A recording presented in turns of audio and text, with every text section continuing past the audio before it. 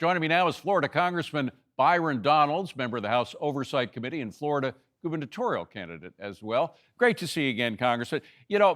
Marion Bowser made such an obvious statement. If murders go down, if carjackings go down, people in those neighborhoods feel safer. Well, yeah, I mean, it's such common sense, but it amazes me that some people still don't get that relationship. Isn't it amazing to you that there are people that question that around the country? It's sad that you have a lot of Democrats who just don't want to acknowledge common sense. This is what Donald Trump is bringing back to America is common sense. And whether it's Muriel Bowser or even Gavin Newsom, they're quick to talk about crime levels that might be in a red state or a blue state. But what they fail to acknowledge is that where crime is highest in the United States is in Democrat run cities. Yeah. Democrat run cities that have been run by Democrats for decades. And so if it takes Donald Trump using the National Guard to shine not just a light on this, but a solution, then these mayors and these blue state governors, they have a responsibility to step up and make sure that law and order, safety and security are the number one duty in their jurisdictions. You got to give President Trump full credit here. He deployed the National Guard. The Democrats lost their mind. Crime in the District of Columbia is down. Even Muriel Bowser now has to acknowledge that. And a funny thing happened along the way. When you use common sense policies, the American people say, well, why can't we do the same thing where we live? Whether that's Chicago, Los Angeles, Little Rock, St. Louis, New York City, you got to have people on the streets who are going to uphold the law. Well, speaking of Chicago, we had a very interesting encounter of another network known for their liberal views, MSNBC. Joe Scarborough, in particular, had the mayor of Chicago on, and he was pressing him about whether or not he would accept 5,000, whether he is in need of 5,000 more cops to clean up the street. He asked 5 times. We don't want to play the whole thing, but here's just a piece of that exchange between Scarborough and Mayor Johnson. Roll that.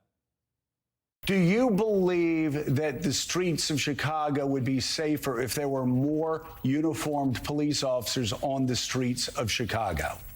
I believe the city of Chicago and cities across America would be safer if we actually had, affordable housing.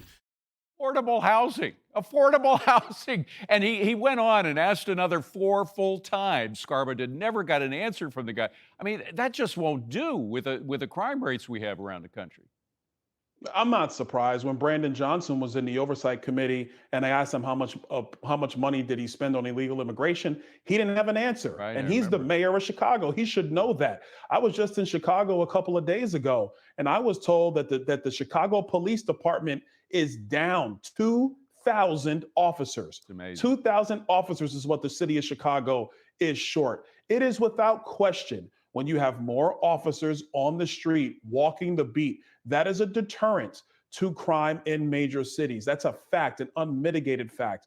But the problem is the radical left refuses to acknowledge that, yes, police on streets do matter. They still don't acknowledge the fact that they were fully supportive of defunding the police, and that was a disastrous policy. They still don't acknowledge that cashless bail is a disastrous policy. Made no sense when they implemented it, still doesn't make any sense today. These are some of the common sense things that need to be happening all across America. So I would tell the people of Chicago, your mayor doesn't know what he's doing. I mean, a lot of them already know this, but your mayor doesn't know what he's doing. Your city has been worse off as a result. It's time for a new mayor in Chicago. Well, he's got single digits in support, so he's probably not going to win another election. But you have this mayor, Mamdani, in New York. You got a mayor in Minneapolis. Already, the mayor in Minneapolis is horrible in terms of supporting those issues that have increased crime. So what does the president do about that? We'll talk about D.C. because you got another plan for D.C. Working through Congress. But what about cities that aren't under the direct jurisdiction of the federal government, like Chicago, like New York? If things get totally out of control, how does the president affect crime in those areas? Well, this is where it's going to get tricky because yeah, the governors and these mayors, in part, they do have to request National Guard troops to come in to support local law enforcement. I think Probably the largest thing that the president could do is offer them in support of local law enforcement as a deterrent while local law enforcement goes through the process of arrests and booking people and preparing them for court proceedings. So this is where it gets very, very tricky. To the people in these states, whether it's Illinois, California, New York, New Jersey, your governors have to step up and do the right thing and not play politics. There's nothing cool with opposing Donald Trump just so you can try to get the Democrat nomination for president in 2028, because what they're telling you is that they care more about their own political positioning than the actual welfare of the people that they were elected to serve. Well, This is going to get tricky. These Democrat governors in particular, let's just do the right thing on behalf of the people that we serve.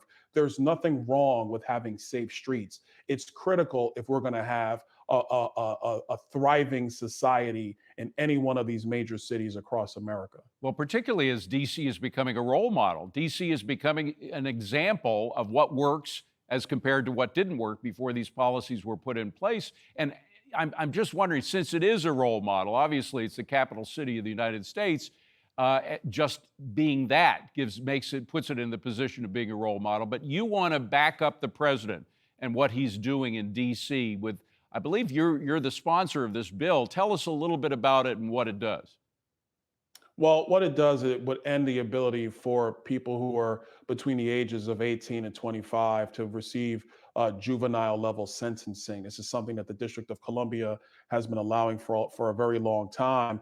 And the problem is that, when you had a previous U.S. attorney, not Judge Janine Pirro, she actually stands firm on law and order, but you have previous people who were doing that job of U.S. attorney. They were not holding crime accountable. They were not charging people appropriately. And then on the flip side of that, the other thing that they were doing, you had these judges who were being complete weak sauce when it comes to sentencing. So it wasn't allowing for the criminal element to be held accountable. Because DC was so left wing, it is the responsibility of Congress and of the president to step in and actually bring criminal justice policies back towards something that makes sense so the district can be safer. That's what the DC Crimes Act does. But on a broader level, let's be clear.